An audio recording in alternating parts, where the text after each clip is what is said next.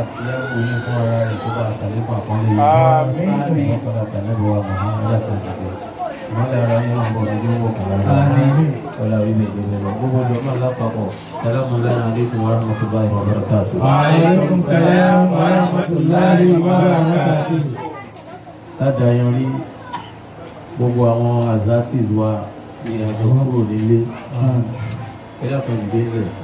Lánàá tìlómìzì ní gbogbo tàlámìzì ní lẹ́nu kullukum jami'an ustaz. Ọba tó tún wá dà wà lágbà tí kankan tá a máa kún ara wa lọ́wọ́. Ọba náà kó dákun tó máa padà lẹ́yìn wa láyé. Dáadáa tọ́lọ́ wọn bá ń ṣe fún yín ọlọ́run dákun kó dé ó lé fún lọ́dọ̀ wa. Àbọ̀kọ̀ láti àmọ́bọ̀ wa mọ̀. Ṣé rí àbólórin nínú tírà kan ó ní kalamun dọ̀gbẹ́rì billahi wọ́n ní sàlẹ̀fà. Gbogbo tó táwa mùsùlùmí bá ti pàdé báyìí ní gbogbo àyè tá a bá ti pàdé à ń ṣèkó wọn ni à ń ṣe sílé ni à ń ṣòkú ni à ń ṣe ìyàwó ni gbogbo ọ̀ràn tó bá mú wa pàdé tá láǹfààní àti pàdé báyìí bí ò bá ju ìṣẹ́jú márùn-ún mẹ́wàá mẹ́ẹ̀ẹ́dógún a gbọ́dọ̀ má bára wa sọ̀rọ̀ Ọlọ́run ṣe. Torí ìjókòó tá a bá kàn jókòó tí a bá dìde tí ò bá ti sí tọ́lọ́run nínú ẹ̀ àbí ká wá sí ìjókòó báyìí ká wá dìde ká máa lọ́lé oníkálùkù wa padà délé tó bá jẹ́ ọ̀jọ̀gbọ́n onílàkàyè tó bá evaluate mo jáde lọ lẹ́nu mo débi báyìí mo ṣe bí báyìí mo ṣe báyìí kí mo mú bọ̀ náà bí èèyàn lọ ṣọ́ọ̀bù ẹ̀ yóò ṣàpadà wọlé dé ìlọ́wọ́ rẹ̀ pé kí mo tà lẹ́nu ká wá jókòó báyìí láti sọ ọmọ lórúkọ tí ìṣe mùsùlùmí kan bá ti kéré mọ́ ìsìn àtìlélógún àfi ká bára wa sọ̀rọ̀ Ọlọ́run tó ní kálukú mo dání tá bá wá délé táàmà wá rí yẹ̀wò wípé in tí mo mú bọ̀ tí ibi tí mo lọ rè àpapọ̀ mi rẹ̀ sì tí wọ́n fún mi jẹ Ọlọ́run bá ní kó kárí débẹ̀ onílé ìmọ̀ ọmọ bẹ̀rẹ̀ sí ní pẹ́ kó tó dáná ni kó má bàa kárí alẹ̀ lọ tán ẹ̀yìn ilẹ̀ dúró ìlẹ́yìn ilẹ̀ ti tètè lọ kò ní dín nọ́mbà náà orí ìdílé á bára wa sọ̀rọ̀ ìṣẹ́jú 5 sí 10 tí ó sì máa jàǹfààní pé ọpẹ́ sí àwọn ṣẹ́gun àtàrí tí wọ́n mẹ́nu kàn lọ́mọ ẹ̀dá kìí náà ń pè lọ́pẹ́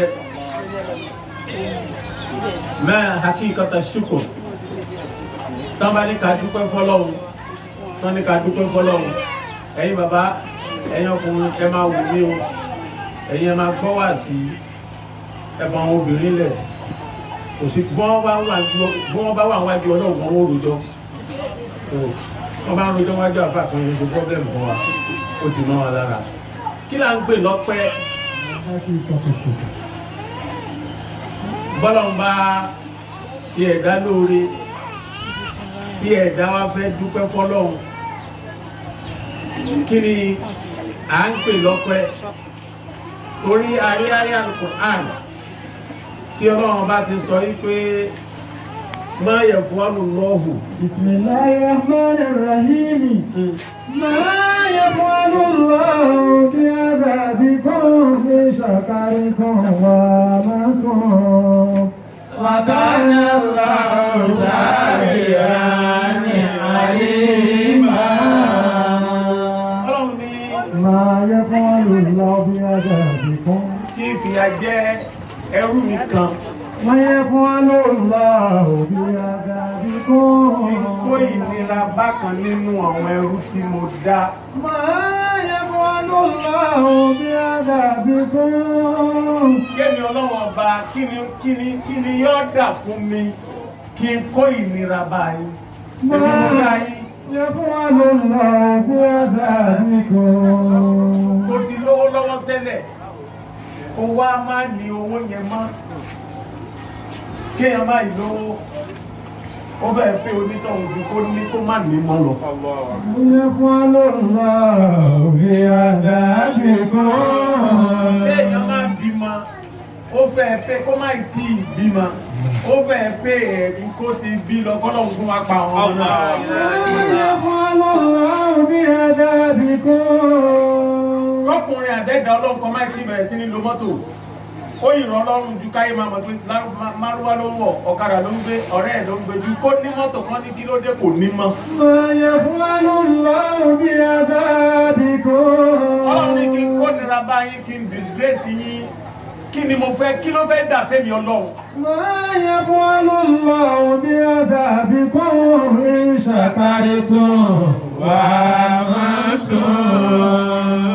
ìṣàkàtún tẹ bá lè dúpẹ́ fẹ́mi ọlọ́run wá àmọ́tún tẹ bá sì nígbàgbọ́ nínú èmi tí mú ọpẹ́ nì wá torí kẹ́rú tó lè dúpẹ́ oore o gbọ́dọ̀ mọ bó lọ́pẹ́ yẹn tí oore yẹn ti wá nínú àwọn ọ̀nà tá à ń gbà dúpẹ́ fọlọ́run nìyẹn ọlọ́ni mọ́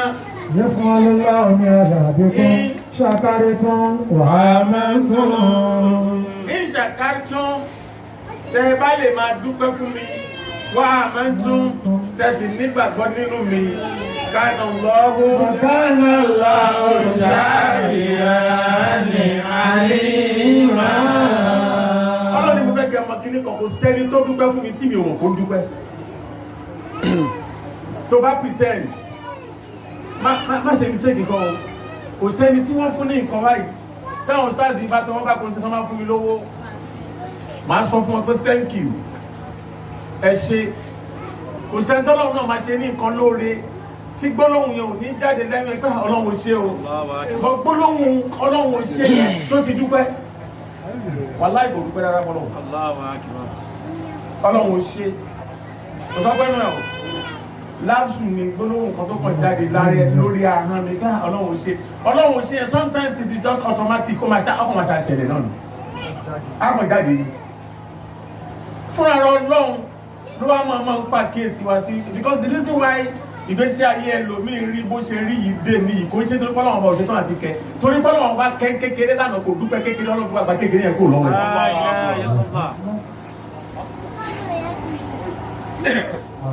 tóra de àdéhùn tọ́lọ́wọ́n bá ní ilé ìlànà ìṣàkárí tó. wà ní ti bá sáré àbùkún láyé ṣàkárí fún làzìdánàkún wà láyé kàfàrí tó iná àzàbí làṣẹ̀dí. àdéhùn tọ́lọ́ ọlọ́run ni mo ti yànda mo ti ṣe automatically ni. láyé ṣàkárí fún làzìdánàkún.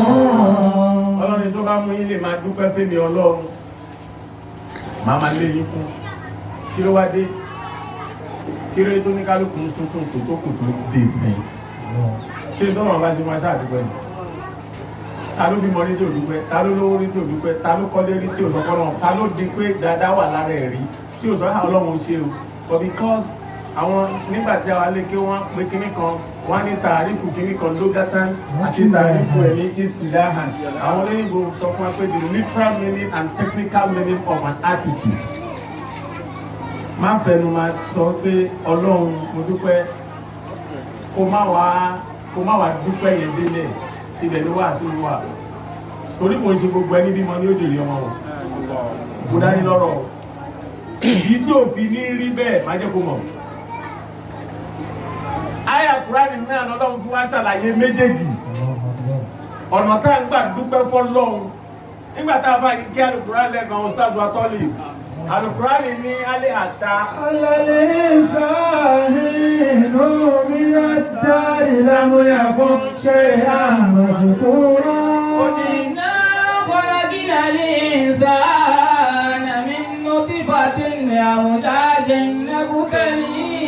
فجعلناه سميعا بصيرا إنا هديناه السبيل إما شاكرا وإما كفورا.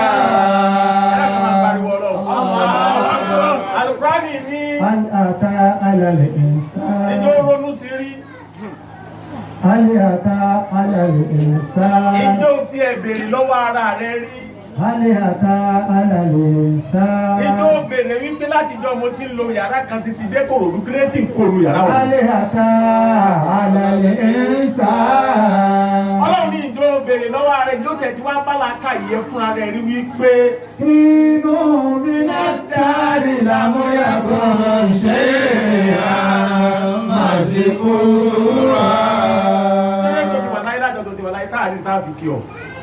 ìjọ bèrè lọ́wọ́ ààrẹ pé kílẹ̀ tí ń dè èèyàn rí. ìjọ bèrè lọ́wọ́ ààrẹ pé kílẹ̀ tí láti mú wàhálà yìí tó lẹ́nu mi fẹ́ ṣe wàhálà jago lọ àràkọ̀dẹ̀ wàhálà láre rárá. Ọlọ́run náà ẹni wọ́n ń ṣàlàyé pé إنا خلقنا الإنسان من نطفة Ọlọ́run ni mo dá ayé látara omi lásán. àmìṣáájí من نطفة أمشاج نبتليه فجعلناه سميعا بصيرا Ọlọ́run ni mo dá ayé látara omi lọ́gbọ́lọ́gbọ́ kan tó máa ń rush náà tẹ̀lé yìí ó máa ń rush wá tó bá fẹ́ jáde ní ló máa ń fà tó àti moment ẹ̀ tọkùnrin bá ṣe tó bá fẹ́ release láàkàyè ò ní síbi kankan wípé àdúrà tó lọ wájú pé tọ́ Ọlọ́run alórí àbọ̀rí. نبتليه فجعلناه سميعا بصيرا Ọlọ́run wá ní omi yẹn o ja'alnahu sami'an basira mo wá fún omi yẹn mo fómi yẹn létí ìgbọ́rọ̀ basira omi yẹn náà mo tún wá fojú sí omi yẹn wá di tó dé èèyàn tí ń gbọ́rọ̀ tí ń ríran o àmọ́ mi tí ń fún ní ja'alnahu sami'an basira yìí ó ní إنا هديناه سبيلا ó إما شاكرا وإما كفورا olómi yẹn èèyàn yẹn hadainahu sabila mo wá fi ọ̀nà mọ́ lọ síbi wípé ọ̀nà tí ń fi mọ́ yẹn ò imma shakiran وإما كفورا nínú kó dúpẹ́ fẹ́mi Ọlọ́run ní tí sọ́ńtà ń pè lọ́pẹ́ o nínú kó dúpẹ́ fẹ́mi Ọlọ́run látara oore tí mo ṣe fún pé mo fún lójú mo fún létí mo sọ oníbi èèyàn yẹn o wa imma kafura àbí kó ṣe kèfèrí sí èmi Ọlọ́run kó má fi ọpẹ́ yẹn fún mi o lè ló bẹ́ẹ̀ Ọlọ́run lè ṣe lówó o lè ṣe lówó o lè ṣe nǹkan fún ẹ nínú kó dúpẹ́ fọlọ́ yín mọ̀ ṣàkírá wà yín mọ̀ nínú kó appreciate àbí kó má appreciate bọ́lọ́run ṣe wá sọ̀rọ̀ ọpẹ́ tó yìí ìwọ̀n ń jẹ́ ká mọ̀ ìjọba ìtumọ̀ wípé mo ní kẹ́ dúpẹ́ fún mi lọ́wọ́ náírà yìí Ọlọ́run padà ó wá padà náírà kan wá sọ yìí pé àyà Al-Qur'ani yìí ìrántí tí ń sọ wípé àtẹ́tí rẹ̀ لا تكفو ó ní látẹ́kù ما ليس لك به علم iná sámúà والبصر wàlúfùwádà كل أولئك كان عنه مسؤولا Ọlọ́run ní sórí ojú tí mo ní mo fún ẹ yẹn àti etí tí mo fún ẹ yẹn ó ní iná sámúà إن السمع ó létí yẹn والبصر àtọ́jú والفؤاد àti làákàyè كل أولئك كان عنه مسؤولا Ọlọ́run láwọn á béèrè lọ́wọ́ ẹ kí ló fi nǹkan mẹ́tẹ̀ẹ̀ta yẹn kí ló fi ṣe àṣetúmọ̀ ọpẹ́ ni wípé in tó bá fọpẹ́ ṣe ní túmọ̀ kó o dúpẹ́ fọlọ́ in tó bá fọre ṣe ni o lè lówó kò ní alhamdulillah tó bá náwó yẹn tó bá fi ṣe tọ́lọ́run kó o dúpẹ́ fọlọ́ ọ padà dédé bíbí lábẹ́ òun náà ni o lè lálàáfíà kó má fa àlàáfíà yẹn ṣe tọ́lọ́run kó má fi ṣe nǹkan míì àlàáfíà ni o dúpẹ́ àlàáfíà o lè fẹ́ ní sọ pé Ọlọ́run ṣe mo jíire láàárọ̀ yìí láti ìgbà tílẹ̀ tí wá mú tó wá padà lọ́sùn ládẹ́ ìwó ló ṣe torí tọ́lọ́run. The meaning of showing gratitude to Almighty Allah is using whatever God has given to you for the sake of Almighty Allah. Àbáwá abilẹ̀ tí ìlú bímọ yìí o ti kìí ṣàkọ́kọ́ gbogbo ẹ̀yin tẹ́ wà lórí ìjókòó kò fẹ́ fi ṣàyẹ̀ ẹni tí ò ti bímọ nù yín ẹ dákun àwọn ọmọ yín èwo lẹ sọ́dọ̀ rẹ Ọlọ́run èwo lẹ sọ́dọ̀ ta Ọlọ́run náà wọn ṣe má béèrè lọ́wọ́ rẹ kó má dá rẹ lóhùn because ó tún bí ẹlòmíì nínú mo rí situation kan when I was in Apapa some time ago ọmọkùnrin kan ọmọbìnrin kan máa ń wá sí mosque lọ́dọ̀ mi ní mọ́ṣáláṣí Òtúlò Central Mosque. Ọlọ́run wá ní kẹ́sìn yí ọmọ yẹn, she was about 17, 18 then. Ìjà ti wá mọ́ lára láti máa lò. Bàbá tó bí ní ó tún máa wá gbógun tì nílé pé kí ló dé kò fẹ́ sọ ayé darúgbò ọ̀sán ọdún ni. Ẹ̀yin náà ń ṣerú ẹ̀tẹ́ bìlí mi pé ẹ jẹ́ kí ọmọ kọ́kọ́ enjoy ara wọn làwọn gbọ́dọ̀ sì dàgbà dé. Èwo lọ́lọ́run bá fún yín dé tìjọ́ tí ó jáde láyé nù wọn. Alọ́lọ́run sọ fún pé yóò dàgbà tó kú nu wa. Tó wá rọmọ tó wá jàjà bẹ̀rẹ̀ sí ní ṣe tọ́lọ́run. Tó tún wá ń complain wípé kó kọ́kọ́ ṣe ìtànà tí ó bá jẹ́ pé ìgbà tó ń ṣe ìtàn yẹn lọ́lọ́run lásìkò tó ń kọ. Àlìmú àwòládàkùn dínàkùmù. Abọ́ lórí ló sọ bẹ́ẹ̀ o. Ní òkè mú bàdàkùn àzàràkùn. Ní òkè mú bàdàkùn àzàràkùn. Ẹ fi ẹ̀sìn kọ́ ọmọ yẹn bá lè táṣìírí yìí tẹ́ bá lọ tán o. Torí tó bí mi bá jáde láyé ọmọ rẹ̀ ni ó jẹ́ ká mọ̀ wípé ìgbà tí bàbá òun bẹ láyé eléri ìlú bàbá òun. Ìwọ ọmọ yẹn láàrin ọ̀gá eléri ìlú ló délé yìí.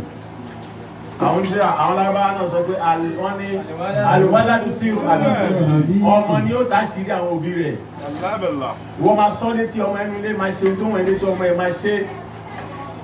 O lè máa get away with it tó bá tásìkò kan bá kàn find out pé ẹni kan tó ti máa ń kí ẹ kọjá ládùúgbò tẹ́lẹ̀ kì í ké dáadáa má kàn pé ló máa ń kí ni mo ṣe fún màní ọmọ ẹ ló sọ fún pé dáàdi wa wà láìta láì bàbá ńlá wèrè ni òun ò sì fẹ́ bá wèrè sọ̀rẹ́ a máa jìnà sí ẹ ẹ̀kan máa ń rí dáàdi mọ́ṣáláṣí ni alálẹ́ wọn máa ń gúdà lé ọmọ rẹ ó padà táṣì rẹ irú wa tí máa ń bẹ lọ́wọ́ ẹ náà lọ mú padà máa wá wù tó bá gbẹjọ́ ọ̀la because children by nature are very pragmatic. In tó ń bá láwọn àgbàlagbà tí wọ́n ṣe náà ni wọ́n ṣe. There are so many Muslims tó ń kí wọ́n ṣe kò gbọ́dọ̀ gbọ́ kò mọ̀ kọ́kọ́ pa Islam. Àmọ́ rí ìyá àti bàbá ẹ̀ tí wọ́n ṣe bẹ́ẹ̀ òun náà kọ́ bẹ̀rẹ̀ sí ní ṣe é nì. Tó bá padà yẹn láìka ìlú máa sọ pé tí ń ṣe gangan lójú ọ̀nà.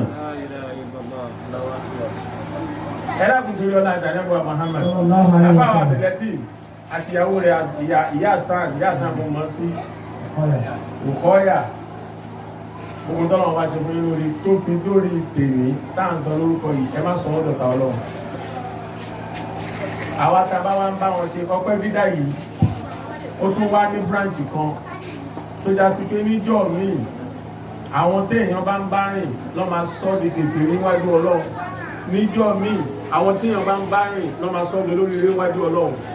Gbogbo tọ́lọ́run bá ṣe fọ́rẹ́ ẹ nítòsí ẹ tó bá ti rí ṣe sí ẹ̀ wípé eléyìí ò fẹ́ mọ Ọlọ́run ìwọ tá ń lọ́lọ́gbọ́ wa ọ̀rẹ́ fún ọba àjọbẹ̀ ẹni Ọlọ́run kàn ní kọ́wọ́ tí é jíjù tí wa lọ òun gbọ́n jù mí lọ Ọlọ́run ló kẹ́ ẹ̀ òun má gbàgbé lọ.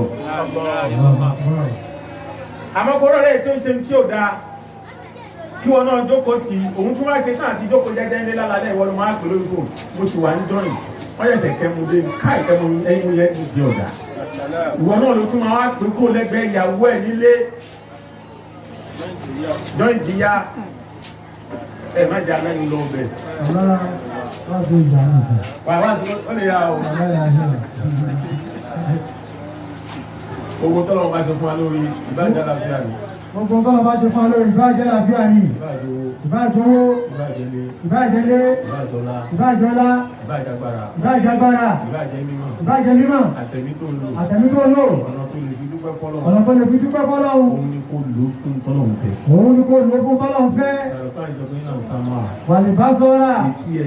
A máa question ẹ̀ ojú ẹ̀ a máa question ẹ̀ kí ló fojú yẹn wò ó lè lójú ó táwọn ọ̀rọ̀ òkúta tí mo rí náà sọ́wọ́n fojú mi wo nǹkan rí sá sọ́wọ́n fi tí yẹn gbọ́ nǹkan rí sá gbogbo tó wọ́n ti ń ṣe tẹ̀sí ó ti pé 40 years ago ó lọ tẹ̀sí ni wá sí máa wẹ̀ rí ó lè ti pé 40 years láyé tó bá tún ayáyà rẹ ní sọ pé wọ́n ti máa bẹ̀rẹ̀ tẹ̀sí ẹjẹ́ a máa lọ nínú àwẹ̀ tẹ̀sí rí kí ni ìwọ àwọn akọ́wà sí lórí tẹlifíṣàn dákùn torí ọ̀dọ̀ tí gbogbo wọn tó kú bá dé kò sí ní ta ni kó gbé ìtàn sí lọ́hùn. Kí ló fi gbèsè kí ló ṣe fọ́lọ́run rí ask yourself that question have you done anything because of God rí okay if you are lucky to say èmi ti ṣe nǹkan fọ́lọ́run ọba rí o ibi tílẹ̀ mọ́délé ni because it's a daily activity ni torí pálí Quran sọ pé likulli ummatin ajalu idha jaa ajaluhum la yastaqdimuna sa'atan wa la yasta'khirun. Oníkálùkù ni tiẹ̀ máa dé bá ìjọ tó bá dé bó ní kálùkù yẹn tó bá kọjá ìṣẹ́jú kan kò ní lé ìṣẹ́jú kan kò ní kọjá ìṣẹ́jú kan.